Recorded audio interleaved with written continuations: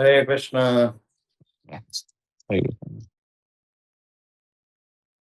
ओम अज्ञानतिमिरन्धस्य गणाञ्जना शलाकया चक्षुरुन्मिलितं येन तस्मै श्रीगुरुवे नमः। श्रीचैतन्यमनोभीष्टं स्थापितं येन भूतले स्वयं रूपपदमह्यं ददाति स्वपदान्तिकम्।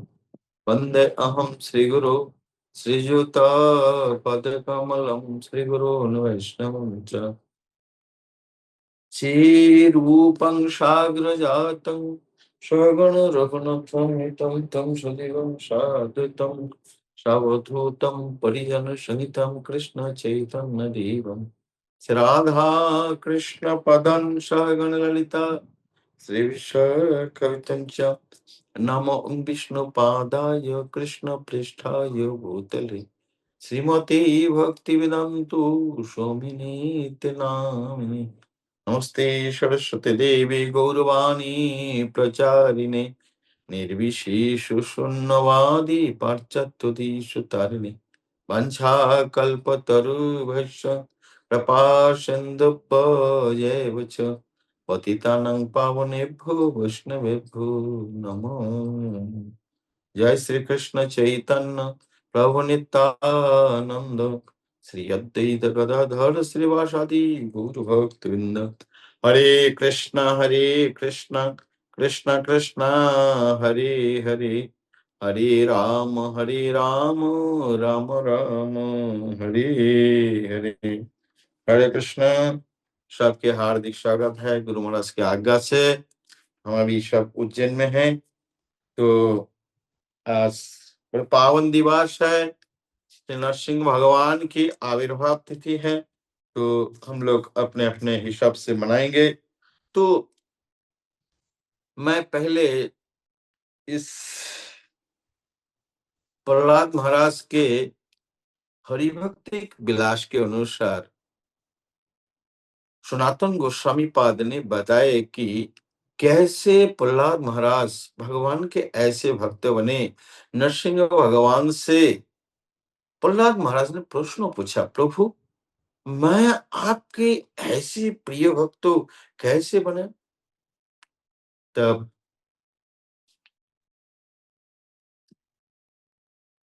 कहते हैं नरसिंह भगवान इस कथा को कहते हैं, देखो प्रहलाद, तुमने पूर्व जन्म में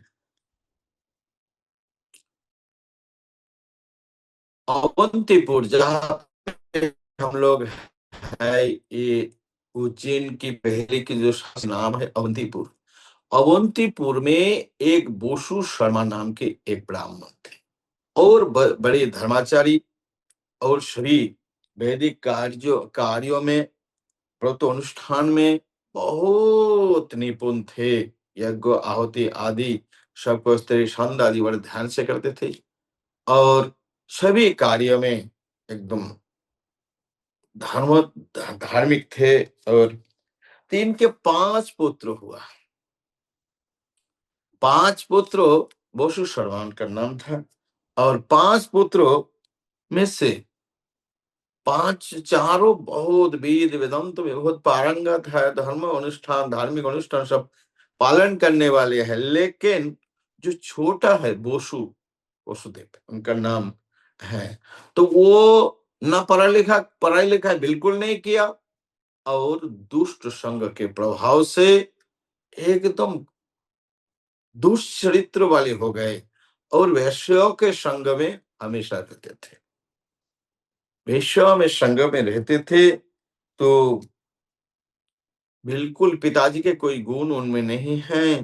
तो नरसिंह भगवान कहते हैं कि ऐसे करते कर रहते रहते एक बार दोनों बोसु और भीष्म में बहुत झगड़ा बहुत कलह हो गया और इतने दुखी हो गया और दिन भर उपवास किया, रात को भी नींद नहीं आई, रात को भी जागरण किया। दोनों तो दोनों ऐसे जागरण किए। वायदी बाई तिथि उनको कुछ भी पता नहीं था। अज्ञात सुकृति जिसको कहते हैं। अज्ञात में उसी दिन था नरसिंह चतुर्दशी तिथि। नरसिंह चतुर्दशी की तिथि में इस प्रकार कार्य उपवास उनसे हो गया। और उपवास की मेन होते हैं जागरण। हर एकादशी, जन्माष्टमी, कोई भी उपवास में जागरण के बारे में बताते हैं। तो इनका दिन भर तो बिल्कुल निर्जला फास्टिंग हुआ और रात को भी निर्जला ही था और जागरण भी था। बोले केवल और केवल अनजाने तुमने नरसिंह चतुर्दशी के दिन इस झगड़ा के कारण, इस उपवास के कारण इतना सुकृति पुण्यवान आपने हो गए कि आपने इस महाभागवत के रूप में प्रकट हो गए और बिल्कुल मेरे जैसे आप पवित्र हो गए। और वो स्त्री भी पवित्र हो गई, यहाँ से स्वर्ग गई। स्वर्ग के बाद में वहां से भी भगवान की आरती और नित्य आदि गाने गाती थी, नृत्य करती थी। तो इसलिए इसके बाद उन्हें भी भगवान के धाम, भगवान के साथ में रहने लगे। तो इसी प्रकार बोले फिर मेरे जैसे ही हो गया था। आपने मेरे से अलग होकर आपने एक प्रहलाद के अवतार के रूप में आपने जन्म हुआ। ये कथा सनातन गोस्वामी हरि भक्ति विलास में वर्णन किया कि ऐसे ही प्रहलाद महाराज की कथाएं हैं। और हमें प्रश्न होते हैं कि कैसे इतनी बड़ी असुर, भगवान स्वप्नों में भी कभी गलती से भी भगवान के नाम नहीं लेने वाले असुर के घर पे ऐसे महाभागवत पुत्र कैसे प्राप्त हुआ, प्रश्न होता है सबको। लेकिन बोला वो ये तो नरसिंह भगवान ये हिरण्यकशिपु ने पहले भी एक बार तपस्या के लिए गया था। प्रहलाद से, प्रहलाद गर्भ में आने से पहले एक बार तपस्या के लिए गया था। बोलते हैं ये नरसिंह पुराण में कथा है कि उन्होंने तप करने के लिए कैलाश में गया था और एक दो परिकर को भी साथ में ले गए थे। तो तभी कर रहे थे, इस कठिन तप को देखकर देवता लोग से चर्चाएं होने लगे। और नारद जी और पर्वत ऋषि को भेजा गया, बोले आप लोग जाओ उनको डिस्टर्ब करो, उनके तप में डिस्टर्ब कर दो।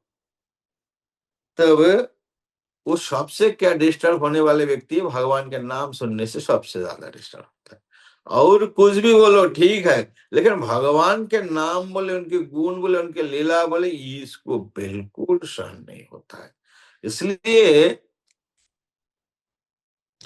इसलिए उन्होंने जब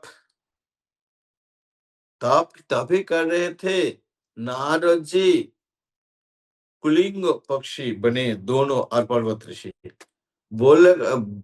अब उनके सुना सुना के ओम नमो नारायणः, ओम नमो नारायणः, ओम नमो नारायणः। 3 बार केवल बोले, इतना डिस्टर्ब हो गया, कौन मुझे इस मंत्र में, ध्यान में बाधा डाल रहे हैं, कौन ऐसे है। देखते नजर डालने लगे तो एक वृक्ष में 2 पक्षी दिखाई दिया। तुरंत तीर धनुष उठाए, उनको खत्म करना है। तो ये लोग नारद जी और पर्वत ऋषि तुरंत देखे हालत बहुत खराब है, स्थिति वो है, तो तुरंत तुरंत यहाँ से भाग गए। और उनका और दोबारा तप नहीं हो पाया। तप नहीं हो पाया। तब क्या किया, उन्होंने घर वापस आ गए। वापस आ गए तो इसी समय कयाधु ने रात को सोते समय कयाधु ने पूछ लिए कि प्रभु स्वामी, आपने कठोर तप करने के लिए गए, किसी भी हालत से आपको वापस नहीं आना है, आप कैसे वापस कैसे आ गए? कैसे आप वापस कैसे आ गए? तब हिरण्यकश्यप पूरे घटना कह के सुनाए कि मैं गया था उधर कैलाश पर्वत में और ठीक ठाक करके सभी ध्यान लगा रहा था। ध्यान लगाते लगाते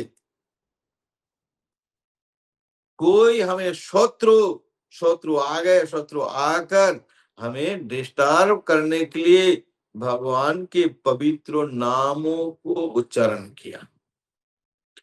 भगवान के वो बिल्कुल हिरण्यकशिपु कश्यप उसी समय इस नाम को उच्चारण क्या डिस्टर्ब, तुमने पूछे क्या नाम बोले थे? ओम नमो नारायण। उसी समय कयादु गर्भवती हुई। कयादु उसी समय, बिल्कुल उसी समय गर्भवती हुई। वो भी ऋतु स्नान करके थी, तो उपयुक्त समय था। इसी समय उनकी गर्भधारण हुआ, बिल्कुल जो ये मंत्र बोल रहे इसी समय। तभी से ये महाभागवत कयादु के गर्भ से जन्म लिए जो प्रहलाद। जय श्री प्रहलाद महाराज की। तो इसी प्रकार है। तो हम लोग सप्तम स्कंद में भागवत में देखते हैं कि हिरण्यकश्यप कैसे, इस कथा हमारे बीच में तभी आते हैं कि जब शिशुपाल भगवान को गाली दिया और भगवान के सुदर्शन चक्र युधिष्ठिर महाराज के राशि यज्ञ के समय, तब क्या हुआ? तो अग्रो पूजा के लिए जब बताए गए तो उन्हें गाली देने, उनको बदनाम करने लगे, गाली देने लगे। तो उनकी पहले ही वचन दे चुके थे भगवान की 100 गाली तक मैं सहन करूंगा, इसके बाद एक भी नहीं। तो 100 से ज्यादा जब हो गए, तुरंत सुदर्शन आकर उनको गर्दन छेदन कर दिया, गर्दन काट दिए। और क्या हुआ? उनसे आत्मा निकला, उनके चरण में उनको परिक्रमा किया, ठाकुर जी को परिक्रमा करके चरण में प्रवेश किया। युधिष्ठिर महाराज ने कहा ये कैसे संभव है? भगवान को गाली देने से जेब में कीड़ा पड़ सकते हैं, कीड़ा पड़ जाते हैं। जो बेन महाराज जो नरक में भगवान के विद्वेष करके नरक में सड़े, लेकिन इनका ऐसे गति क्या है? तभी इस पूरे इतिहास नारद ऋषि जी ने युधिष्ठिर महाराज को सुना रहे। सुनाते सुनाते इस कथा ये, तो हिरण्यकश्यप के वध के बाद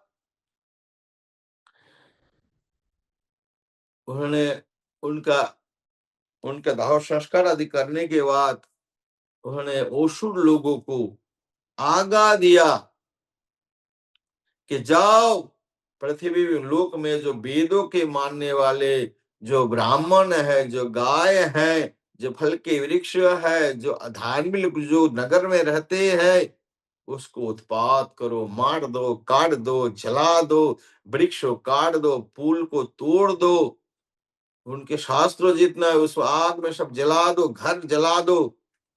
और असुर तो इस कार्य में बड़े निपुण है, बड़े रुचि रखते हैं, वो लोग आ गए। और इसके बाद हिरण्यकश्यप अपने बहू हिरण्यक्ष की पत्नी और भतीजे अपने माँ दीति, इन लोगों को उपदेश दे रहे और बहुत आत्म तत्व बता रहे हैं। लेकिन खल है, खुद इसको जो कहते हैं उसको मानता नहीं। वो कहते लड़ना किस लिए है, इतने डरना है कि जिसका जैसे आयु है उस खत्म होना ही है, काल के प्रभाव में सब होते हैं। और पेड़ देखा के तो युद्ध में नहीं, शरीर छोरा वीर गति को प्राप्त हुआ, इनकी अच्छी गति प्राप्त होगी, यह आत्मा तो अमर है, ऐसे अच्छे-अच्छे जितने धार्मिक उपदेश है, उपदेश दिए, इससे पहले उत्पात करने के लिए भेज दिया। भाई ऐसे है काल के प्रवचन तो वो उत्पात करने का काम। तुम जो भगवान के कृपा या काल की कृपा से आप समझते हो घटना हो रहे हैं, तो आप इतना इतना उत्पात क्यों मचा रहे हो? तो ये है खल लोगों का काम। आप हवा में जहाँ पे जैसे आचरण विपरीत करेगा, उपदेश धार्मिक देगा। इसी प्रकार उनको समझाए, फिर उन्होंने तप किए। तप में तप करने में उनको 36,000 साल, इधर की देवताओं की 100 साल तक उन्होंने तप किया। ब्रह्मा जी पूरा उनके तप की ज्वाला से, हिरण्यकश्यप से हमें ये लेने का है कि उनके उनका कहना है शरीर मर है, आत्मा अमर है। तो मैं ऐसे तप करूंगा, ब्रह्मा जी को प्रसन्न करूंगा। एक शरीर नहीं है तो कम से कम 100 जन्म तक तप करते रहूंगा, क्योंकि आत्मा तो अमर है। आत्मा तो मरता है, दूसरा शरीर मिलेगा, दूसरा शरीर तप करूंगा, तीसरा शरीर, लेकिन मुझे साक्षात्कार करना है। ये जो एक संकल्प है, ये संकल्प सिद्धि प्रदान करते हैं। हमें सभी को संकल्प होनी चाहिए, हमें निराश नहीं होनी चाहिए, आशा रखनी चाहिए हमेशा, और कठोर संकल्प नहीं किया, कठोर करके अंगूठे के ऊपर खड़े होकर 100 उनके 100 सालों में तपस्या करके ब्रह्मा जी को प्रसन्न किए। इनकी तपों के प्रभाव से ताप फैल गया, देवता लोग आदि हर जगह जलने लगा। तब देवता लोग जाकर ब्रह्मा जी के पास, ब्रह्मा जी आकर उनको अपने कमंडल में जल लेके आए थे। आकर कुछ देखा नहीं, शब्द ओम ब्रह्मदेवाय नमः, ओम ब्रह्मदेवाय नमः, ओम ब्रह्मदेवाय नमः। तो एक दिमाग की ढेर, वो मिट्टी से वो घर बनाते हैं। हम जंगल से है, इधर छत्तीसगढ़ से हम देखे हैं कि मिट्टी के घर जंगल में, पहाड़ में जो दिमाग बनाते हैं, इतने बड़ी ऊंचा 4 फीट 5 फीट 6 फीट तक बनाते हैं जंगल में। तो इसी पर ऐसे उनको वो बैठे थे, वो हिले ही नहीं, खड़े थे, हिले ही नहीं। तो दिमाग ने आकर उनको पूरा मिट्टी से ढक दिया, उसके मेद को, उनकी खून आदि को सब चाट गए, लेकिन हड्डी रहा, हड्डी से वो नाम करते रहे। तो ब्रह्मा जी आकर देखा नहीं, तो जल की छिटके लगाए, तो तुरंत वो मिट्टी से हट गए, और दिव्य तेज तरी सोने के जैसे तेज निकले। हिरण्यकश्यप तो बोले मैं आ गया, मैं खुश हो गया, अभी वर मांगो। तो उन्होंने अमर वर बोला, मैं भी अमर नहीं हूं, आपको कैसे अमर वर दे सकता हूं। तब उन्होंने बोला, प्लान बनाया कैसे मैं अमर हो सकता हूँ। मतलब डायरेक्ट तो नहीं ले सकते, लेकिन कैसे मैं अमर हो सकता हूँ, ऐसे आशीर्वाद उन्होंने दिए। तो उन्होंने बोले, जल में, रात में, घर के अंदर, कोई में, कोई कोई पशु से, कोई मनुष्यों से, कोई देवताओं से, कोई यक्ष किन्नर आदि से किसी के मैं मरूंगा नहीं। शस्त्र से मरूंगा नहीं, अस्त्र से मरूंगा नहीं, सजीव से मरूंगा, निर्जीव से मरूंगा नहीं, आकाश में नहीं मरूंगा, धरती में नहीं मरूंगा। लेकिन भगवान पूरा रास्ता बना के रखे थे। तो इसी प्रकार बोला तथास्तु बोल दिए। तो आए, फिर उत्पात मचा दिया, देवता लोगों को सबको तंग किया। नारद जी कहा, कथा कहते कहते सुनाते हैं कि हम भी आते थे हाजिरा लगाने के लिए, हमें भी तमरु बजा बजा के हमें गाना पड़ता था, हरि उनकी नाचना पड़ता था, गाने। सभी देवता लोगों को वो शासन क्या करेगा, सबको ड्यूटी लगा दिया। ड्यूटी इतनी नेचर को कंट्रोल कर लिया। तो इसी प्रकार, तो कहते हैं उनके 4 पुत्र थे। 4 पुत्रों में से सबसे छोटा प्रहलाद था। तो प्रहलाद पहले के नियम थे, बच्चे को गुरुकुल भेज देते थे। ऐसे नहीं हमारा दुल्हाड़े बच्चे है घर पे ही रहेंगे, नहीं, हॉस्टल में गुरुकुल में ही रहना पड़ता था। तो प्रहलाद महाराज भी इधर राज्य के निकट ही शुक्राचार्य के 2 पुत्र शंडो और अमर, शंडो और अमर को थे, ये गुरुकुल के शिक्षक थे। तो ये दोनों जाकर उस दोनों के पास जाके शिक्षा प्राप्त किया। एजुकेशन क्या है? साम दाम दंडो भेद, साम दाम दंडो भेद। तो ये शिक्षा, लेकिन प्रहलाद महाराज बड़े इंटेलिजेंट थे।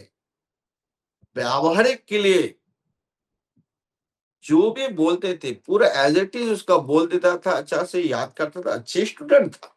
उस आसुरिक शिक्षा में भी अच्छे स्टूडेंट थे और पढ़ाई करते थे। तो छोटे में कुछ दिन राजकुमार है, घर पे आया, घर पे आ गया तो बहुत सुंदर, कयादू बहुत खुश थी, स्नान आदि कराए, लेपन आदि सुगंध आदि लगा के पूरा एक तैयार करके हिरण्यकश्यप के पास भेजा। जाकर जाकर साष्टांग प्रणाम किया, गोदी में बैठा लिया और अपने सिर को सूंघा। आंखों से उनके जल, इतने प्यारे, इतने लड़ले बच्चे हैं। तो उन्होंने पूछा, बेटा कहो तो क्या सीखा गुरुकुल में?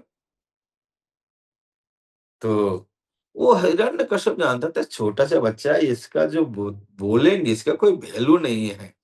लेकिन उन्होंने कहा, तच्छादो मन्ये असुरवर्ज देहिनां सदा समुद्धियात सत्कृत यथार्थपातं गृहयन्धकूपं वनं गतं यत् हरिमाश्रयेत।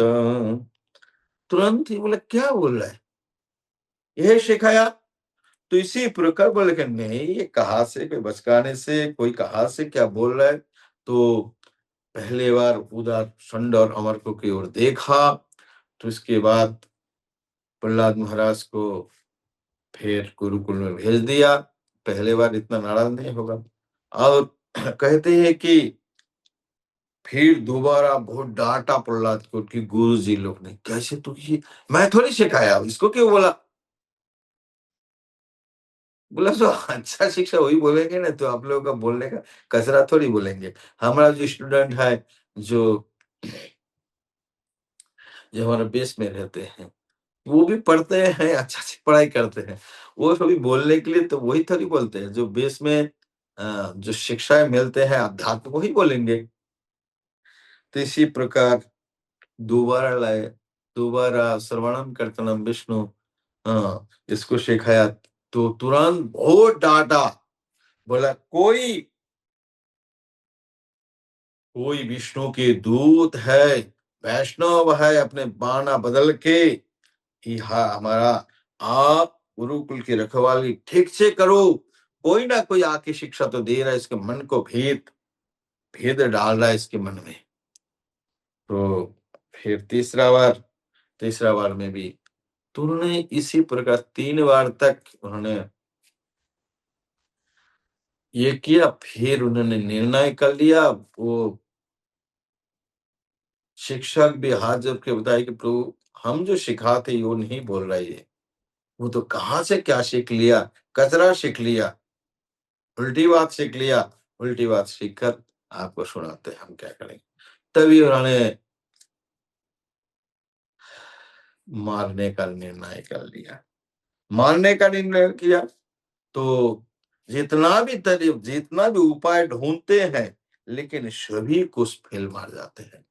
तो ये दिव्य स्थान में पहुंच गए प्रहलाद महाराज।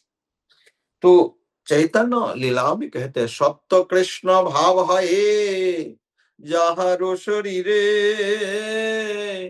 অগ্নিব্যাঘ্র সর্প তারে লঙ্ঘিতে না पारे। यदि रियल वास्तव में भगवान के साथ प्रेम हो जाए, प्रेम हो जाए, वास्तविक भक्त जब कोई बन जाते हैं, तो उनको कोई भी भौतिक वस्तु अपद उनको कोई कुछ बिगाड़ नहीं सकते हैं। भक्त के शरीर दिव्य हो जाते हैं। देखने में बहुत एक लगता है, लेकिन वास्तव में भक्त की शरीर दिव्य हो जाते हैं। तो उनको मारने के लिए अस्त्रों से, शस्त्रों से कैसे क्या ना क्या एक बार फिल मार जाते हैं, अस्त्र डाल देते हैं, अंदर चले जाते हैं, लेकिन कुछ नहीं होता है। प्रहलाद महाराज एकदम मतलब कितना कठिनाई में भक्ति किया, हमें सीखना चाहिए। हमें एक भगवान के नाम बोल नहीं सकते, केवल मन ही मन स्मरण करते थे। स्मरण कैसे थे? निरंतर निरंतर भागवत स्मृति बने रहते थे। यही ভালো, यही মন্দ, यही जड़ धर्म, ये अच्छा है, ये बुरा है, ये जड़ धर्म है। प्रहलाद महाराज इस जड़ धर्म से ऊपर जा चुका था। इसलिए कितना भी तकलीफ हो, कितना भी कुछ कोई परेशानी नहीं, हर कुछ स्वीकार करेंगे। हरिदास ठाकुर कहते हैं, मारते मारते और मारते मारते मेरे शरीर टुकड़ा टुकड़ा हो जाए, मारते मारते मेरा प्राण निकल जाए, लेकिन एक बात तो सुन लो, मेरे मुख से नाम बंद नहीं होने वाला है। जब तक प्राण रहेगा तब तक नाम रहेगा। हरिदास ठाकुर को भी कोई बिगाड़ नहीं सका। तो इसी प्रकार प्रहलाद महाराज के तरह तरह और जो ओसुर है, ओसुर के पास हम लोग से कोई कोई बेटर तरीका था मारने के लिए। इतना हाई टेक्निक, हाई उपाय उनको था। तो जहर हमारा जो मिलता है, इससे कालकुट जहर है, वो भी कुछ भी कहा नहीं पाया। तो तेल की कढ़ाई में डाला, आग में डाला, हाथी में कुचलने वाला, सर्प से डसने के लिए मारा, क्या नहीं किया, काटना पीटना, क्या उपाय है? एक भी उपाय से अल्लाह को कुछ भी बिगाड़ नहीं पाया। तो इसलिए बांग्ला में कहते हैं, राखे कृष्ण मारे के और मारे कृष्ण राखे के। तो कृष्ण यदि रक्षा करते हैं तो कोई नहीं मार सकते हैं, और कृष्ण मारते हैं तो कोई रक्षा नहीं कर सकता है। तो इसी प्रकार प्रहलाद महाराज की जो है हम जीवन में देखते हैं, तब उनको क्या हुआ कि बहुत फेड अप हो गया हिरण्यकश्यप। अरे मरता ही नहीं, कितना भी इनका सुधरता भी नहीं है, मरता भी नहीं, डरता भी नहीं है। फिर है, डर के कोई भाग जाएगा, डरेगा, डरता भी नहीं है।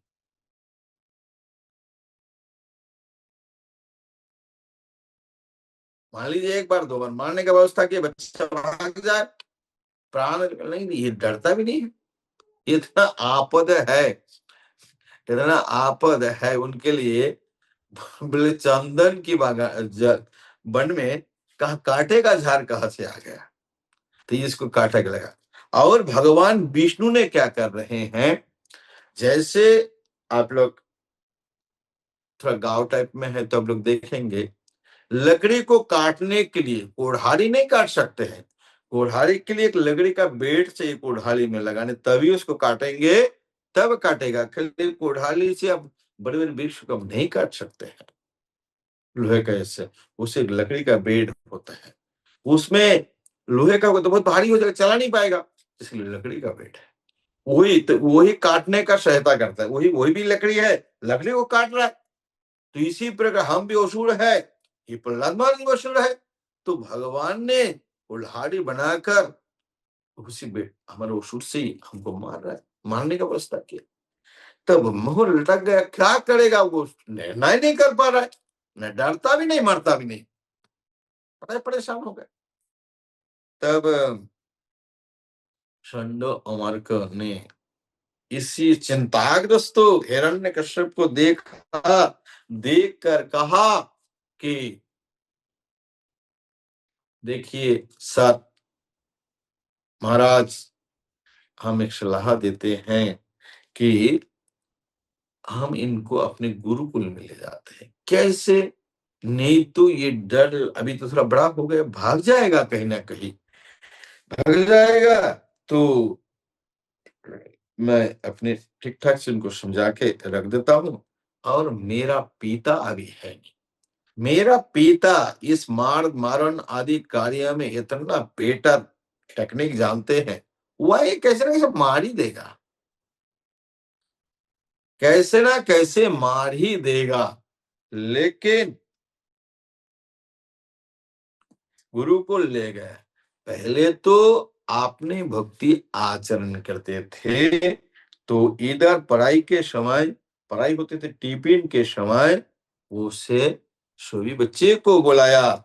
बच्चे को बुलाकर उन्होंने शिक्षाएँ देना प्रारंभ किया। तो बोले पहले श्री प्रह्लाद उवाच कौमार्याचरते प्राज्ञो धर्मन् भागवतानिह दुर्लभम मानुषम जन्म तदपि अदुर्लभम अर्थदम। प्रहलाद महाराज ने कहा प्राप्त रूप से बुद्धिमान मनुष्य को चाहिए कि वह जीवन के प्रारंभ से ही अर्थात बाल्यकाल से ही अन्य सारे कार्यों को छोड़कर भक्ति कार्य का अभ्यास में इतना मानव शरीर का उपयोग करे। यहाँ मनुष्य शरीर अत्यंत दुर्लभ है और शरीर शरीर की भांति नाशवान होते हुए भी अर्थपूर्ण है। शरीर की भांति नाशवान होते हुए भी अर्थपूर्ण है, क्योंकि मनुष्य जीवन में भक्ति संपन्न की जा सकती है। यह निष्ठापूर्वक किंचित भी भक्ति की जाए तो सिद्धि प्राप्त हो सकती है। तो यही सुंदर उन्होंने उपदेश देते, मनुष्य को चाहिए कि वह प्रारंभ बचपन से ही कृष्ण भक्ति शुरू करे। शुरू से ही कृष्ण भक्ति करना चाहिए। महाप्रभु जाबोत आछे प्राण जाबोत आछे शक्ति ताबत करो कृष्ण पाद पद में भक्ति। बोले जब तक प्राण है, जब तक शक्ति है, ताबत तब कर भक्ति। ऐसे नहीं बूढ़ा हो गया, बैठ नहीं सकते है, स्मरण नहीं रहते, उसी में भक्ति करेगा। राधारानी राधारानी को जब कृष्ण मथुरा चले गए, असहनीय दर्द हो रहे हैं, सहन नहीं कर पा रही हैं, सखी लोग समझाई कि कृष्ण कृपा पारावार है, कृपा की सागर है, कबू आपको स्वीकार करेंगे।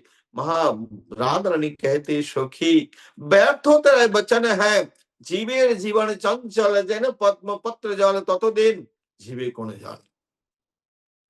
तो बोले सखी तेरा व्यर्थ वचन है, जीवन में जीवों के जीवन चंचल है, जैसे कमल के पत्ते में पानी की जो बूंद है, कब हवा की झोंका आए और गिर जाए, कब गिर जाए कोई ठिकाना नहीं। तो इसलिए कब क्या होगा, कब मुक्ति करेंगे, कब उनकी कृपा होगा, हमें हमारा शरीर समर्थ। तो बोले शतेक বৎসর পর্যন্ত জীবের জীবন অন্ত ততদিন জীবে কোন জন তাহে নারীর যৌবন ধন যাহি কৃষ্ণ করে মন সেই যৌবन दिन दुई चाही। तो राधारानी कहती हैं 100 साल तक जिएंगे और उतना तक जी पाएंगे कि नहीं वो क्या ठिकाना, सबका ठिकाना है। जो वो 80 साल 70 साल तक जिएगा, कोई ठिकाना नहीं। कहते ना प्लान बनाते हैं चले जाते हैं। तो इसलिए और उसमें से जो नारी के यौवन, राधा नहीं कह रही है, नारी के यौवन धन जिसको कृष्ण आकर्षण करते हैं, तो हमें भी समझना चाहिए हम युवा अवस्था से ही भगवान की भजन करें। कुमार कुमार महावीर प्रहलाद मतलब कुमार आचार्य थे, प्राज्ञ धर्म भाग पाते। इसी प्रकार हमें समझना चाहिए कि भक्ति के लिए बहुत सुंदर उपदेश प्रहलाद महाराज की उपदेश को हमें समझना चाहिए। यथा हि पुरुषस्य विष्णु पादोषुपसर्पणम् यदेहो सर्वभूतानां प्रियो आत्मस्वरेषुहित। यहाँ मनुष्य जीवन भगवान धाम जाने का अवसर प्रदान करते हैं। अतः प्रत्येक जीव को विशेष रूप से उसे जीव मनुष्य को जीवन मिला है भगवान विष्णु के चरण कमल की भक्ति में प्रवृत्त होना चाहिए। यह भक्ति स्वाभाविक है क्योंकि पूर्ण पुरुषोत्तम भगवान विष्णु सर्वाधिक प्रिय आत्मा एवं स्वामी तथा अन्य सभी जीवों के शुभचिंतक है। तो वो कहते हैं कि ये जो हमें शुभ अवसर मनुष्य जीवन प्राप्त हुआ, हमें विचार करना चाहिए, हमें सीरियस होना चाहिए।